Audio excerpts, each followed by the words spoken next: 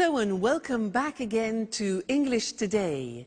This is DVD 4 of the beginner level, and in this DVD you will see 2 more episodes of our story, That's Life. And then in our special TV programs you'll see a business debate about work-life balance, followed by a discussion about speed dating. Then in the grammar section, we'll study the present continuous and its uses and how to express a planned future. Okay, so enjoy yourselves.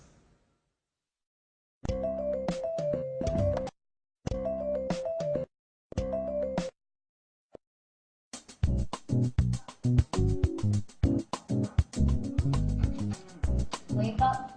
Vámonos. Time for school. Come on. Hi, Alice.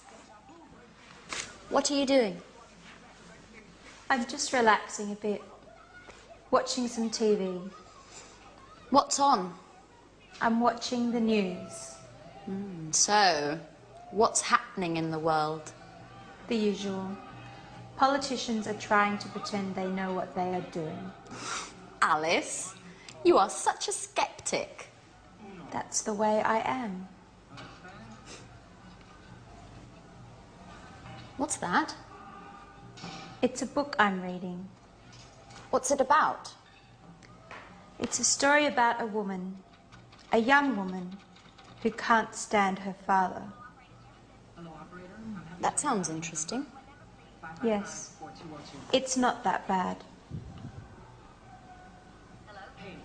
Alice, what's wrong? Do you want to talk about it? No, I'm so tired now. I'm going to bed. Good night. Night.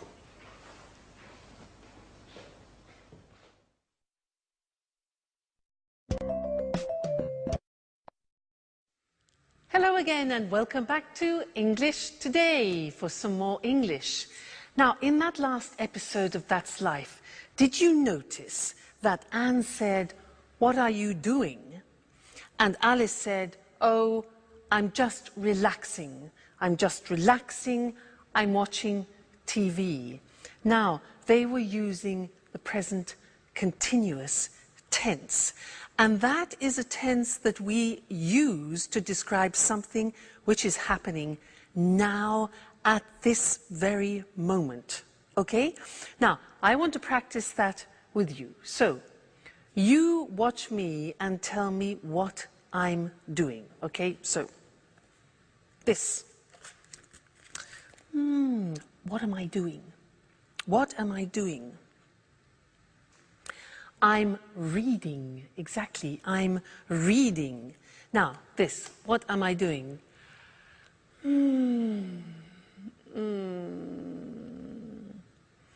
I'm relaxing. I'm relaxing. Now, what am I doing?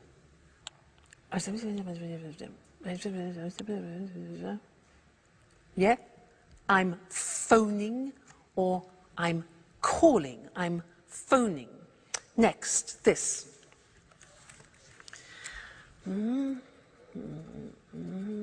What am I doing? Okay, I'm writing. I'm writing. Good. Next. What am I doing?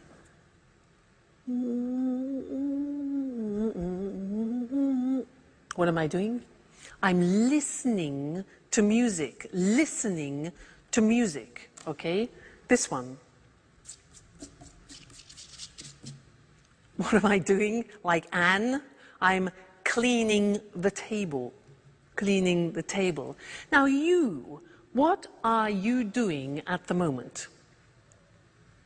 Well, you're listening to me and you're watching television, for example, and you're learning English.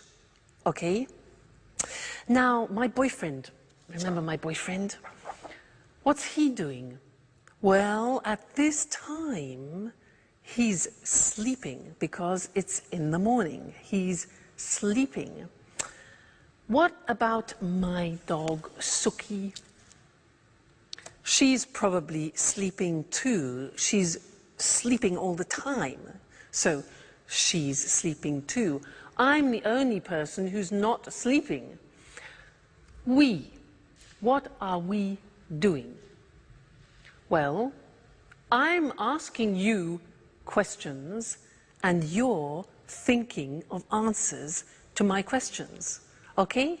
So that's the form. The form isn't difficult. Let's go to the screen and see it. See how we make up the present continuous. Now, in the positive sentence, we use the verb to be. So, I am, you are, he is, she is, it is, we are, you are, they are. And then we take the verb and we add ing to the verb. So, it becomes, in the positive form, I'm reading. Now notice, I am is contracted as always. And we say, I'm reading. You're learning. Contraction, you are. You're learning. He's relaxing. She's working. It's raining. We're listening. You're talking. And they're eating. Okay, so the verb to be contracted, then the infinitive of the verb plus ing. Not too difficult. So, look at the question form. Now, the question form is easy. What we do is we change the position of the subject and the verb to be. So, it becomes, where am I working this month? Where are you staying?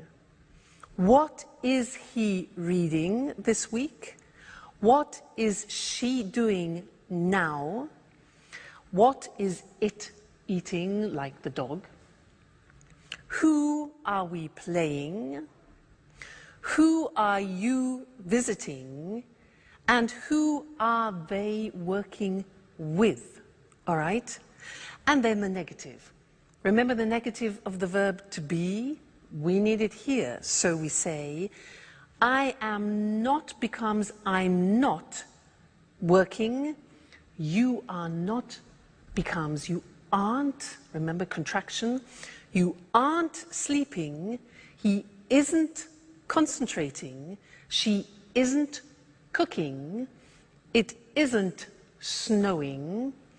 We aren't going out. You aren't watching TV. And they aren't studying. So this is the present continuous tense that we use to describe an action happening now, at the moment. A very important tense, and we will definitely come back and look at more of that. All right? Good. Thank you, and I'll see you again soon. Bye.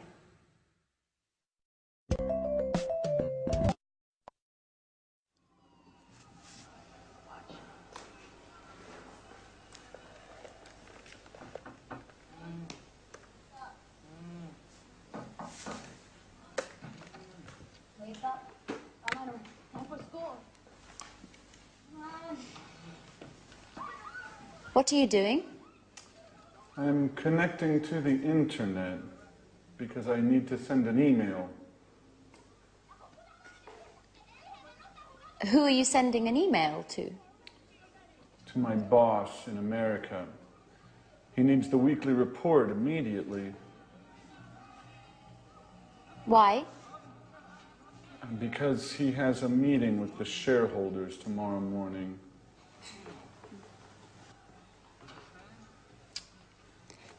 What's happening with the laptop? The internet connection isn't working very well.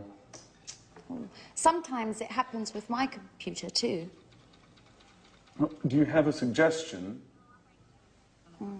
Usually Peter lends me his computer.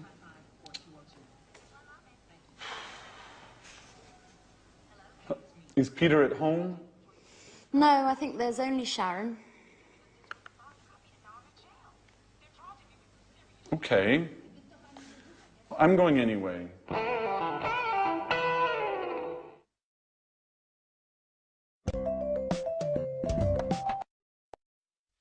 Anne has daggers for Sharon, doesn't she? Things are beginning to heat up. Now, did you notice that they used the present continuous a lot? A lot of things were happening at that moment, with Jack getting on the internet, having problems with his computers, asking Peter for help, etc. I want to tell you something about when we use the present continuous, because there are two occasions to start with. First, when we describe something happening right now. For example, we are learning English. But then we use the present continuous to describe an action happening around the present. I could say, for example, at the moment, I'm doing yoga, which doesn't mean at this very moment, but at this point of time in this month, for example, okay? So, at the moment, which is around the present, I'm doing yoga, one use, and the other is now we are learning, we are studying English.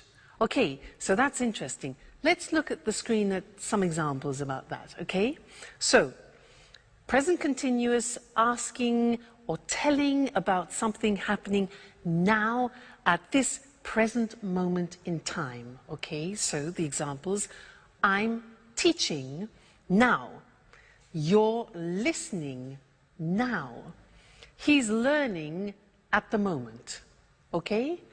And the other example is when you are speaking about something happening around the moment. So we're studying English, for example, this month.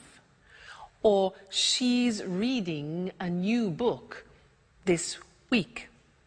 Or they're working on the project this week. So you see the slight difference between the two? That's important. Now let's go back to That's Life and listen again to how they use the present continuous. And then I have something else to tell you about it after. Okay? So, see you later. Bye.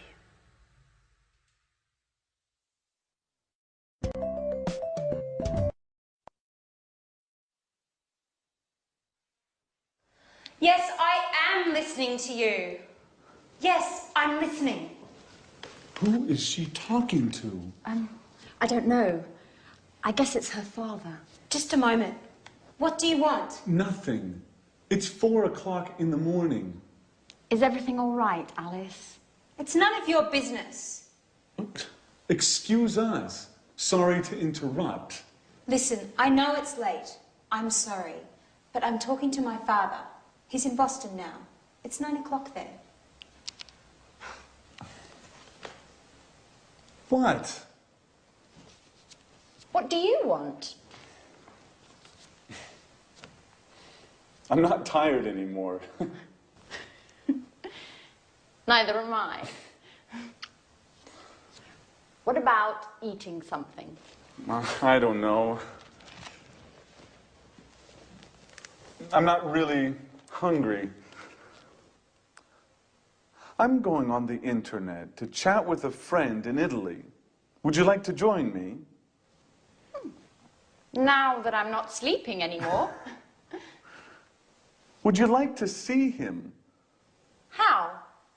I have pictures of him on my computer. And do you know what? He can see you too, with the webcam. What? Oh my gosh! No, please. I'm horrible now. Oh, no, you're not. And besides, he might be interested. Why? Do you think I need a boyfriend?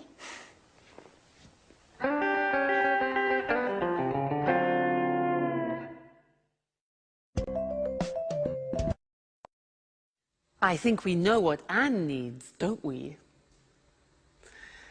Now, I have one more thing to do with you related to the present continuous, and that's the spelling of the present continuous. And to do that, let's go to the screen because it's easier to see things written. The present continuous, for example, I am talking. Now, to form talking, what we usually do is we take the verb, like talk, and we just add ing. For the majority of verbs, we do that. Look at the examples. Talk, talking. Work, add ing, working. Start, starting. Now, as ever, there are exceptions in the English language. What are they? Well, all verbs that end with the letter E are exceptions. Look what happens. Have, for example, ends with E. You eliminate the E and you add ing.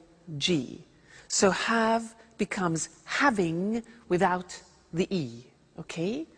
Other examples are live, living, dance, dancing, make, making, okay? So all verbs which end in E, you eliminate the E and add ing. Then another group which is important is a group where the verbs end with a consonant, vowel, consonant. What does that mean? Well, give me example of, let's have the example of stop. Now stop is S-T-O-P, so the end of the verb is T-O-P. Okay, so it's consonant, vowel, consonant. Yeah. So with these verbs, we double the last consonant and it becomes stop, stopping. Now notice that in English pronunciation, when there is a double consonant, we don't hear it in the pronunciation. So for example, we don't say stopping or swimming, okay? Not like other languages. So the pronunciation stays the same, but we double the consonant. Examples are stop, stopping, plot, plotting, swim, swimming, get, getting. All right, so those are the different ways of spelling the present continuous tense verbs. Great. Well, now you are experts about the present continuous, so keep practicing it. And I really look forward to seeing you in the next lesson. Bye.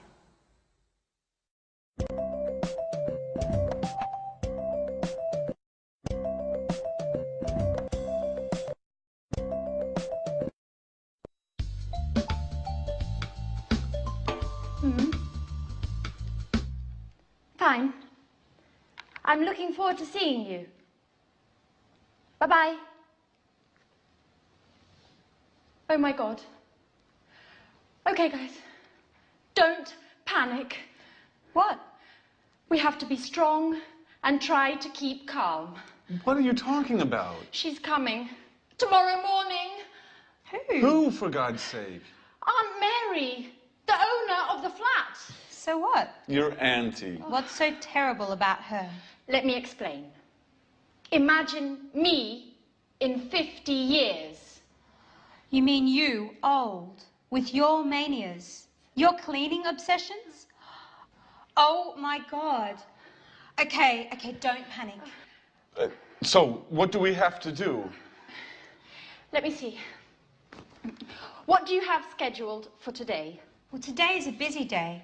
I have to finish my painting. No way! Painting means brushes, colours, dirt and mess everywhere. As for me, let's check my date book. Date book? I don't believe it. You mean you don't have a PDA?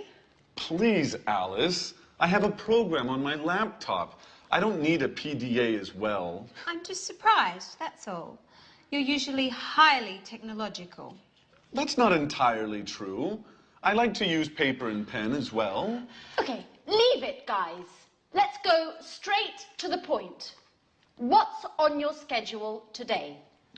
I'm meeting a client from 4 to 5, and then I'm going to the mall. Why are you going to the mall? I want to buy a new modem for my PC. A new modem? That's not exactly business. Yes, well, there's something wrong with mine. Okay, Maybe it's not that important. I can go tomorrow morning. That's very kind of you, Jack. Well, let me see. I've got a list with all your duties here. But what is it? It's always with me. For emergencies, you know. Just like this one. Jack. At your orders, General. You have to clean up the kitchen.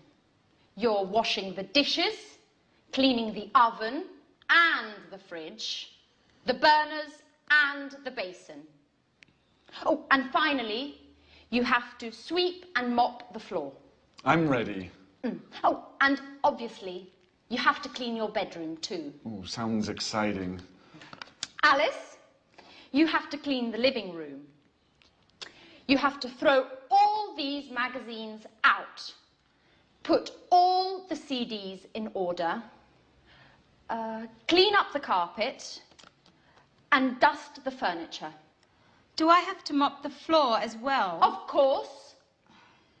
As for me, I'm cleaning the bathroom and all the windows.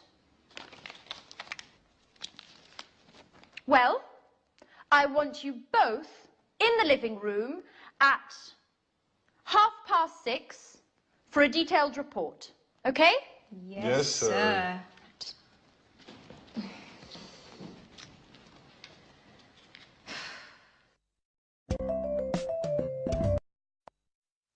Hello again and welcome back to English Today, your live television program about the English language.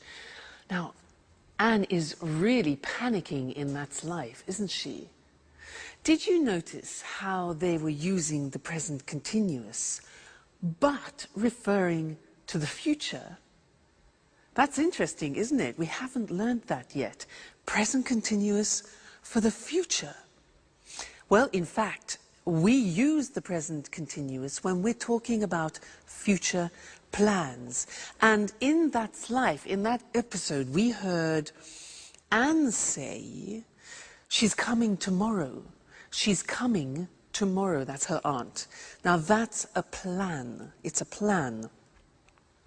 Anne then says to Jack, what's on your schedule today? What's on your schedule? And Jack says, I'm meeting a client from 4 to 5, and then I'm going to the mall. Now, those are both plans. So, let's look at how we can use the present continuous also for plans.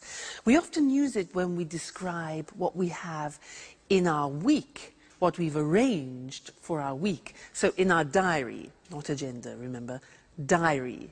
So, let me tell you, next week. Well, next week on Monday, I'm going to the dentist. I'm going to the dentist. That is not very nice. Number 2, let's look, Tuesday. Tuesday, I'm staying at home. Okay, I'm staying at home. That's okay. Wednesday, Wednesday, I'm having dinner with friends. That's really nice. That's pleasant. Thursday, on Thursday, I'm teaching some Chinese students. That'll be different. Interesting. On Friday, I'm listening to my boyfriend. He's playing in a concert, so that'll be great. And then on Saturday and Sunday, I'm going to the coast to spend a relaxing weekend. That's not a bad week. You? What about you? What are you doing? You notice when I ask you the question, I use the present continuous because I want to know your plans. What are you doing? And also, my boyfriend, I could say, what is he doing? What's my boyfriend doing this Saturday? Well, unfortunately, he's playing in a jazz festival in Berlin, and I can't go. So, never mind.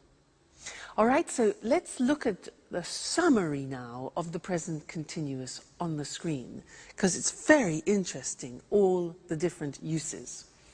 So, we said we use the present continuous to express actions happening now, at the moment, okay? Remember that? She's doing her homework now. They're playing basketball at the moment. All right, so that's now. Then we said we use the present continuous to describe actions around this moment in time. For example, she's studying Spanish this month. Or we're going to do yoga. We're doing yoga this week. So around the present time. And this lesson we learned present continuous for a planned future, a programmed future. Okay, so I'm going to the dentist this afternoon. That's a plan. It's a schedule. Jack's meeting a client. That's a plan. Aunt Mary is coming tomorrow. And the question, what are you doing tomorrow? We're flying to New York. All right, so important that. Have a look at that episode again and listen for the present continuous used in the future. And also listen for something else which Anne uses. She uses often the verb have to for duties and responsibilities because we're going to study that together. All right? Great. I'll see you soon. Bye.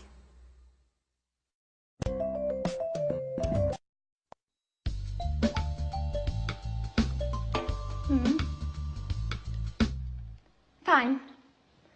I'm looking forward to seeing you. Bye-bye. Oh my God. Okay, guys. Don't panic. What? We have to be strong and try to keep calm. What are you talking about? She's coming. Tomorrow morning. Who, for God's sake? Aunt Mary, the owner of the flat. So what? Your auntie. What's so terrible about her? Let me explain. Imagine me in 50 years. You mean you, old, with your manias, your cleaning obsessions?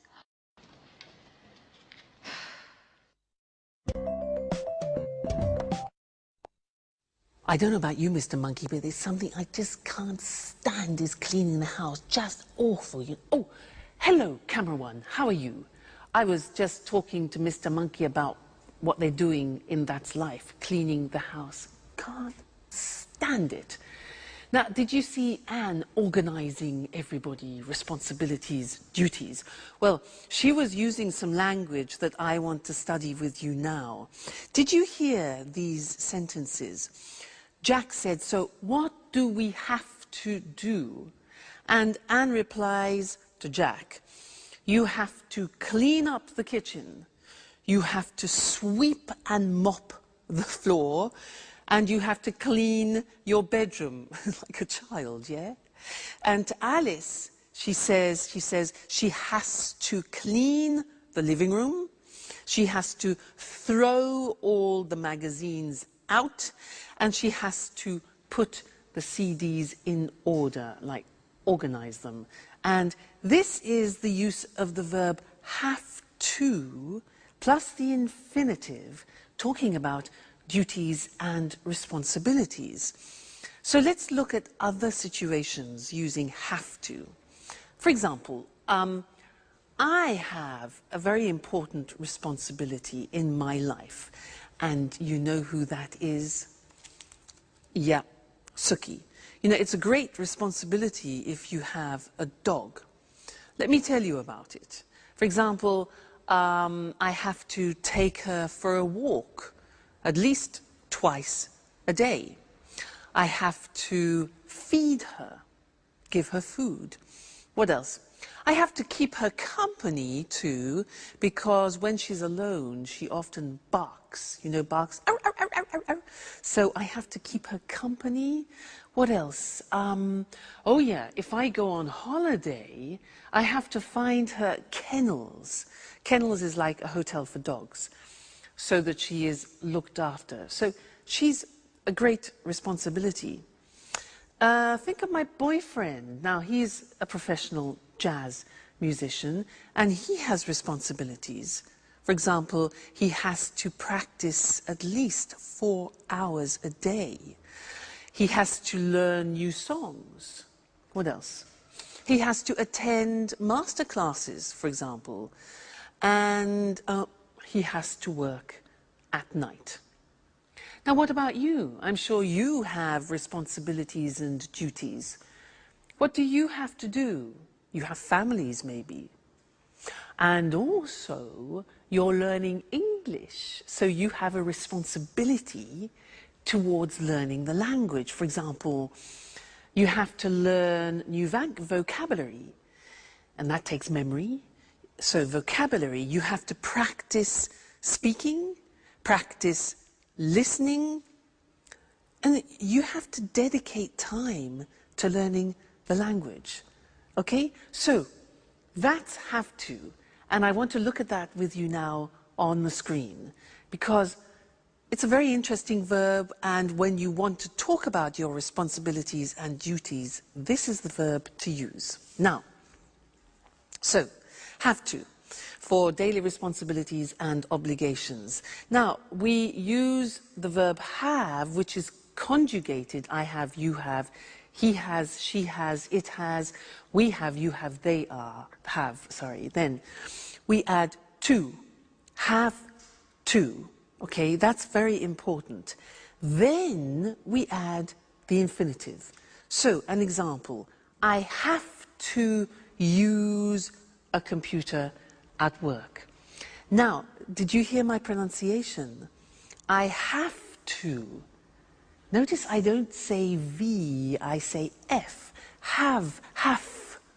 It becomes have to. Have to becomes in pronunciation have to. Okay? So, I have to use a computer at work. She has to write a report. Third person has, okay? She has to write a report. He has to answer emails. All right? We have to, we go back to the pronunciation with F, we have to pay taxes, unfortunately. They have to go to meetings, which is sometimes boring. Have to, okay? Duties, responsibilities. Good. Now, the examples of questions are, do you have to speak English? We use the auxiliary do, very important. It's like the verb have. So, do you have to speak English? How often do you have to travel, for example? What language does she have to learn? And where do we have to go? So remember, use the auxiliary do and does. So that's have to when we're speaking about obligations and responsibilities, and we have a lot of them in life, so it's an important verb. Great. Let's go back and see how the cleaning is going. Terrible, Mr. Monkey cleaning. See you soon. Bye.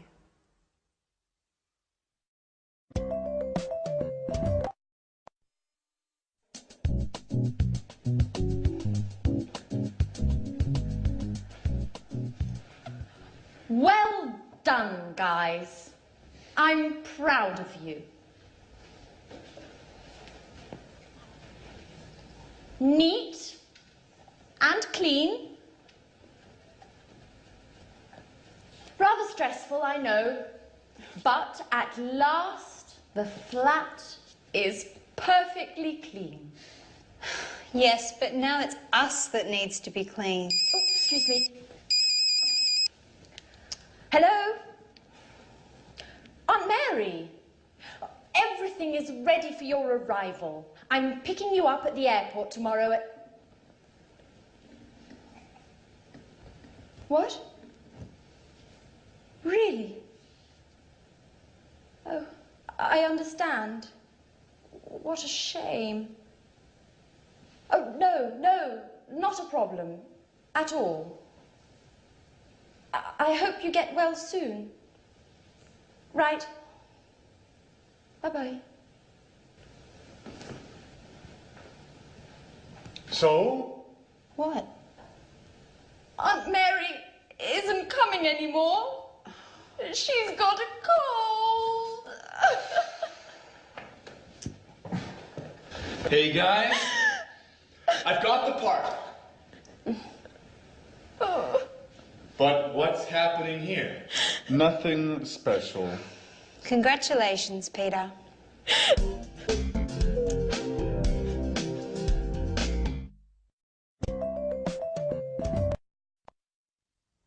Hello and welcome back to English Today, the only live TV program where you can learn the English language. And let me tell you what happens here.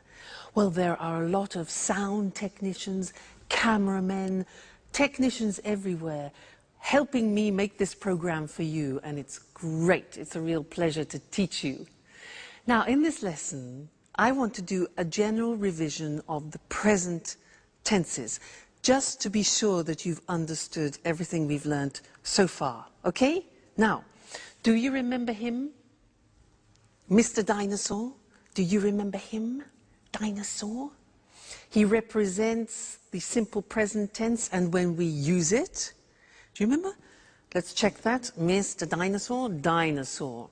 These letters represent the beginning of frequency adverbs. Do you remember them?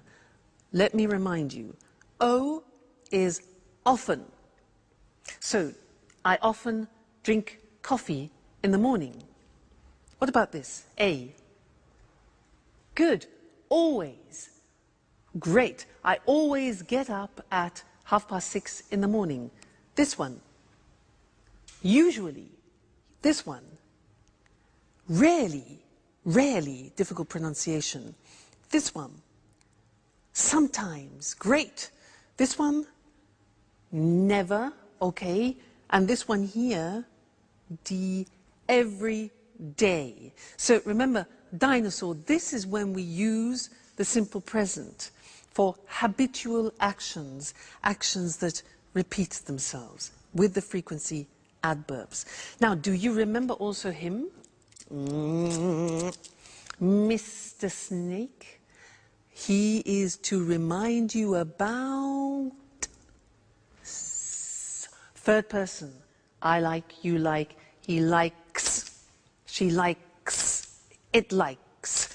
Often we forget to put the S on the third person. He's here to remind you. And also the auxiliaries, does.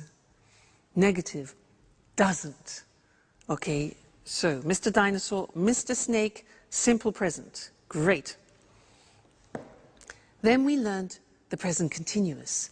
That, for example, I am learning. We learned that the present continuous has 3 uses. Do you remember? Here they are. Now, something happening now, we're learning English now.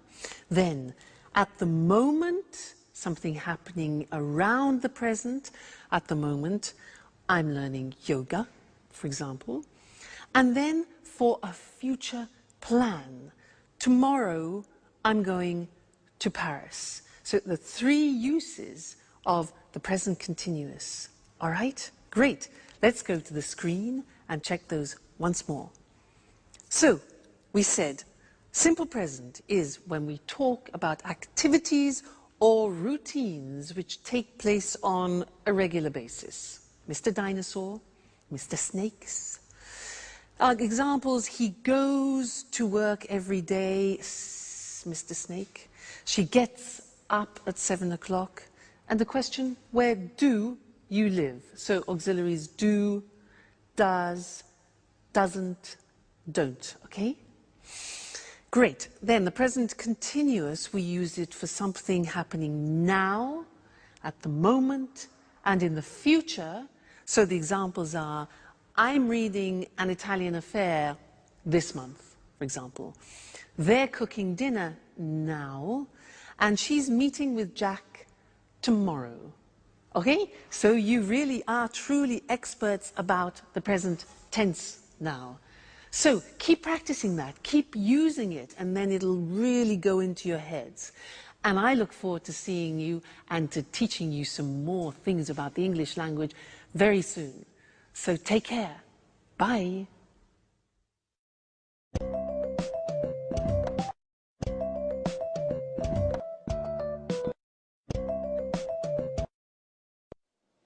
Good evening. and welcome to another edition of Let's Talk. In the studio with me this evening are our commentators, Marie and Tom. Welcome. Hello. Hello. Well, what's the subject of our debate this evening? We're talking about the work-life balance. Wow, sounds interesting. What exactly does the expression work-life balance mean?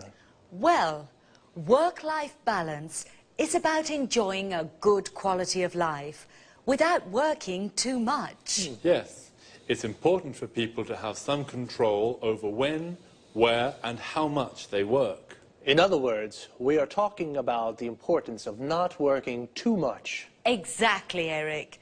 Today, for many people, work is the only thing they think about. We have no time for family, no time to relax, and no time for ourselves. You're right, Marie. And of course, today with the internet and mobile phones, it's possible for people to work 24 hours a day from home, from the car, from anywhere. That's true, but you need to have a job to live. Of course, but work isn't the only important thing in life. Workers today are tired and feel stressed. Yes, people are working long hours. Do you know that 30% of UK workers take work home in the evening and at weekends? Really? In the evenings and at weekends. That's a lot of work. Yes, it's a real problem. For our quality of life, I mean. Right. And there are also problems at work for mothers with young children and workers who look after ill or old family members. Of course. Are there any solutions to these issues? Well, companies are looking for solutions. They're studying new ways of working. What are these new ways of working? For example, companies can introduce flexible working hours. I mean, workers start work early and finish work early, or start work late and finish work late. Or they can encourage home working. Workers can use the internet and work from home. That way, they save time as they don't travel to the office. Interesting solutions. And what about part-time work? Yes, this is another way of solving the problem of too much work. Workers can work 2 or 3 days a week. So, there are ways of finding a good work-life balance. We need to put them into practice. That's right, Eric.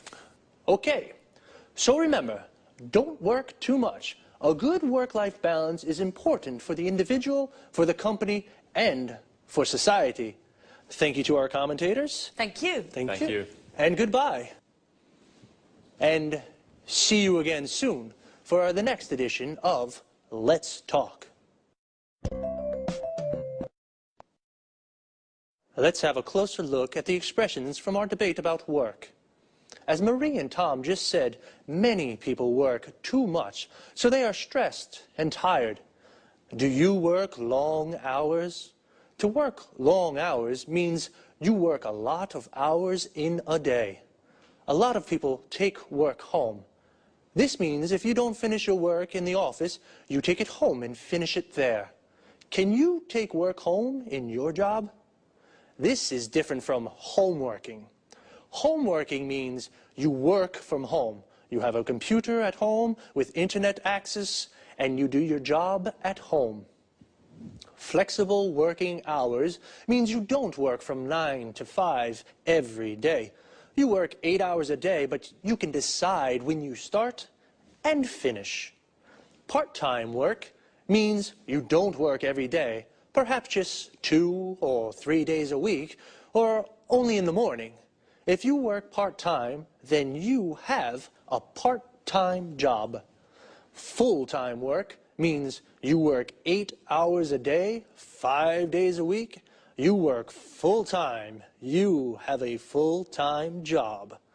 Notice how we say in the morning, in the afternoon, and in the evening. We use in for parts of the day, but we say at night, and we say at weekends. In American English, you can also say on weekends.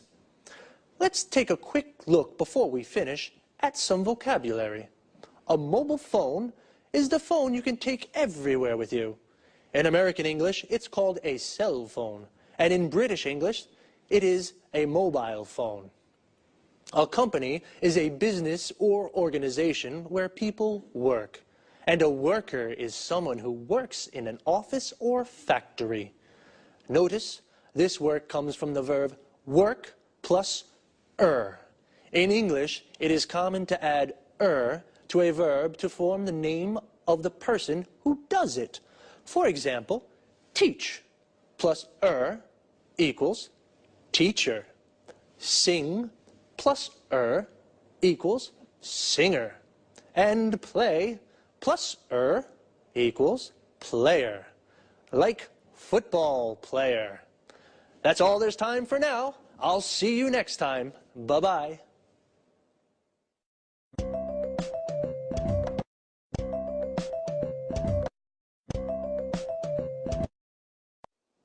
Hello everyone, and welcome to Let's Talk, the Saturday evening debate with our two commentators, Tom and Marie. Good evening. Hello. Tom and Marie, tonight I'd like to hear your thoughts on these new ways for people to meet their ideal partner. What do you mean, Eric? Well, a friend of mine is going to a speed dating event next week, and he wants me to go with him. I don't know what to do. I'm curious. I'd like to try, but... Come on, Eric. No buts. You have to go. Speed dating's great fun. And even if you don't find your soulmate, it's an interesting way to spend an evening. That's true. Speed dating's really popular at the moment. It's a great opportunity to meet people. Sometimes very interesting people. Yes, and sometimes you can fall in love. I know a guy who married a girl he met speed dating. This speed dating sounds interesting. I'm single, you know, but how does it work? Perhaps you can explain this to our viewers, too. I'm sure people would like to know exactly how speed dating works. I'd certainly like to find out. Well, speed dating events usually take place in nightclubs or pubs. The participants have a number and they sit around tables.